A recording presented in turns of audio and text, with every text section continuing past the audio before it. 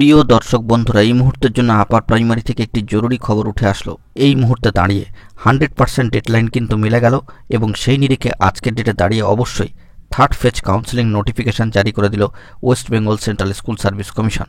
অর্থাৎ কথা অনুযায়ী কাজ, যে ডেটটা পূর্ব থেকেই বলা ছিল পশ্চিমবঙ্গ আপার প্রাইমারি চাকরি প্রার্থী মঞ্চের তরফ থেকে, এবং সেই ডেটেই কিন্তু একেবারে কার্যত 17 তারিখে দাঁড়িয়ে এই নোটিফিকেশন 100% কিন্তু চলে আসলো এবং পরিসংখ্যান অনুযায়ী প্রার্থী সংখ্যাও কার্যত প্রায় কাছাকাছি, যা পূর্ব ঘোষিত কিন্তু ছিল মঞ্চের তরফ থেকে।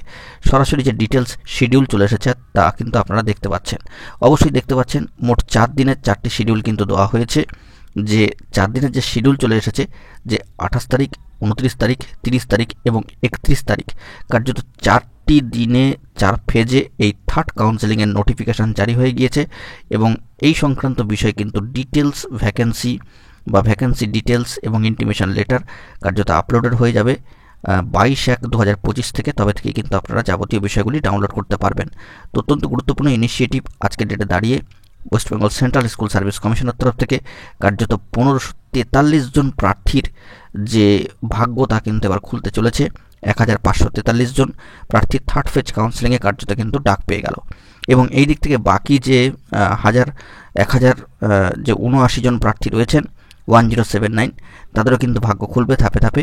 তো কিছুটা হয়তো অপেক্ষা করতে হবে। এই 4টে দিনের শিডিউল ফেজ খুব দ্রুত কমপ্লিট হচ্ছে, টেবিল সংখ্যা বাড়িয়ে, তা বুঝতেই পাচ্ছেন। আপনারা সরাসরি দেখতে পাচ্ছেন different subject, different medium, deadline time এবং ক্যান্ডিডেট কাউন্ট। তো অত্যন্ত গুরুত্বপূর্ণ খবর আপডেট উঠে আসলো। 28, 29, 30, 31-এ দাঁড়িয়ে এই 4টে ফেজে থার্ড ফেজ কাউন্সেলিং, কার্যত 1543 জন প্রার্থীর ডাক। তো অত্যন্ত গুরুত্বপূর্ণ খবর আপডেট। তো এখন এটুকুই, সকলে ভালো থাকবেন, চ্যানেলটিকে সাবস্ক্রাইব করে সঙ্গে থাকবেন। ধন্যবাদ।